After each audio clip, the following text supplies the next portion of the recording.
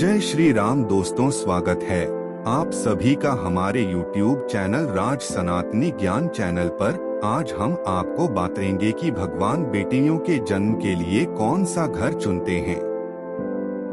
लड़की किस घर में जन्म लेती है।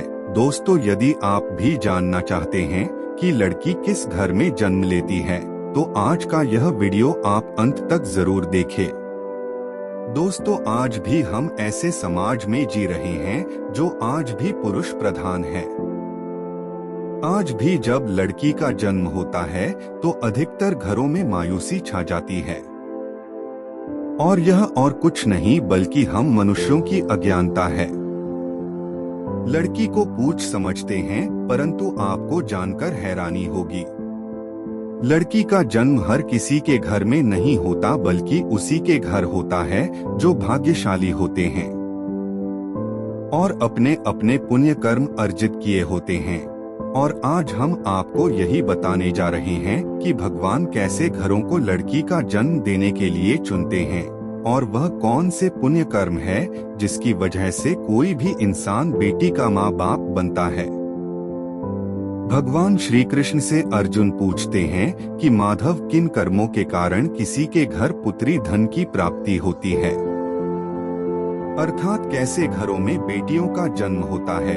तब श्री कृष्ण अर्जुन से कहते हैं, हे पार्थ, अगर किसी के घर बेटे भाग्य से होते हैं तो बिटिया सौभाग्य से, और जो भी स्त्री या पुरुष अपने पूर्व जन्म में पुण्य कार्य अर्जित किए होते हैं उन्हें ही बेटी के माता पिता होने का सौभाग्य प्राप्त होता है। बेटियों को जन्म के लिए उन्हीं घरों को चुना जाता है जो बेटियों का भार सहन कर सके, क्योंकि तीनों लोकों में स्त्री अर्थात बेटियां ही ऐसी होती है जिसका भार हर कोई सहन नहीं कर सकता। वह बेटियां ही होती हैं जो इस सृष्टि को निरंतर चलाएं, मान होने के लिए अपना सर्वस्व निछावर कर देती हैं। हे अर्जुन, पर जिस दिन इस सृष्टि में बेटियों का जन्म लेना रुक जाएगा उस दिन सृष्टि भी धीरे धीरे सृष्टि का अंत हो जाएगा। भगवान श्री कृष्ण के इन बातों पर गौर किया जाए तो उनका कहा बिल्कुल सही है, क्योंकि बेटियां अगर नहीं होंगी तो किसी का भी वंश आगे नहीं बढ़ सकता। दोस्तों, आपने भी कई लोगों को कहते सुना होगा कि जिस घर में बेटी का जन्म होता है वह घर स्वर्ग के समान होता है, क्योंकि बेटा तो केवल एक कुल को रोशन करता है, बेटियां तो दो कुलों को रोशन करती है। माता पिता के घर वो बेटी के रूप में अपने उत्तरदायित्व का निर्वहन करती हैं, तो ससुराल आकर एक बहू के रूप में सारे कर्तव्यों का पालन करती हैं। दोस्तों, आजकल आप सुनते ही हो, बेटियां बहू परिवार में किसी के मर जाने पर उसका वर्णन नहीं कर सकते, लेकिन यह बिल्कुल भी सही नहीं है, क्योंकि रामायण में बताया गया है कि प्रभु श्री राम के पिता राजा दशरथ की मृत्यु हो गई तो माता सीता अर्थात राजा दशरथ की बहू ने ही उनका पिंडदान किया था, जिससे उन्हें जन्म मरण के चक्र से मुक्ति मिल गई थी। इतना ही नहीं, हिंदू धर्म शास्त्रों में बताया गया है कि बेटियां भी अपने पिता के नाम का पिंडदान कर सकती हैं। वही अगर ससुराल पक्ष में कोई पुरुष नहीं है तो इस स्थिति में बहू भी पिंडदान कर सकती है। इसलिए वह लोग बहुत किस्मत वाले होते हैं जिनकी घर में बेटी जन्म लेती है। वही वह परवल किस्मत के होते हैं जिनके घर एक से ज्यादा बेटियां होती हैं। शायद यही कारण है कि बेटियों को लक्ष्मी कहा गया है। बहुत से लोगों की सोच यही होती है, बेटी है तो बिना समय गवाएं और इस पर पढ़ाई में पैसे लगाएं, जल्द से जल्द शादी कर दो। लेकिन यह सोच एक बेटी के भविष्य को बर्बाद कर देती है। जरा सोचिए, एक बच्ची के मन में कितने सपने होते हैं, उसे कुछ करना है लेकिन यह सपने सिर्फ सपने ही रह जाते हैं। इसलिए अपनी बेटियों को सपने पूरे करने देना चाहिए, उन्हें जीवन में हर वह खुशी दे जो उन्हें मिलनी चाहिए। एक बेटे से ज्यादा एक बेटी हमेशा अपने माता पिता के लिए सोचती है।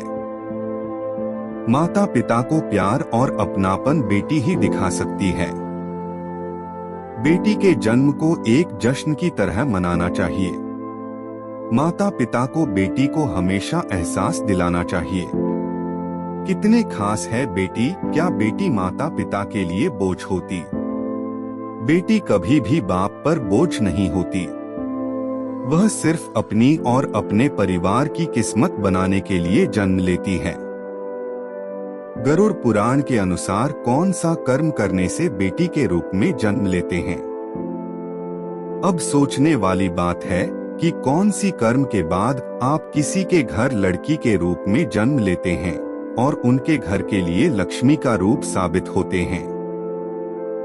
गरुड़ पुराण में बताया गया है कि जब आत्मा को नया जन्म मिलता है तब आत्मा को शरीर के अनुसार व्यवहार में चलकर अपने कर्म करने होते हैं। शरीर के जरिए कर्म करके की एक आत्मा अपने जन्म के उद्देश्य को सार्थक भी बना सकती है और निरर्थक भी यदि कोई पुरुष महिलाओं का आचरण करता है। स्वभाव में महिलाओं वाली आदतें ले आता है या वही काम करना चाहता है तो एक महिला को करना चाहिए, तो ऐसे ही पुरुषों का आत्म स्त्री का शरीर धारण करती है। वही गरुड़ पुराण में बताया गया है, यदि कोई व्यक्ति मृत्यु के अंतिम क्षण में किसी स्त्री को याद करते हुए प्राण त्यागता है तो वह अगले जन्म स्त्री के रूप में जन्म लेता है। वही अगर वह अंतिम क्षण में परमेश्वर का नाम लेता है तो वह मुक्ति के मार्ग पर अग्रसर हो जाता है। तो मित्रों, आज की इस वीडियो में बस इतना ही। हम उम्मीद करते हैं कि हमारे वीडियो से आपको जानकारी मिल गई होगी। हमें कमेंट करके जरूर बताएं कि आपको वीडियो कैसी लगी।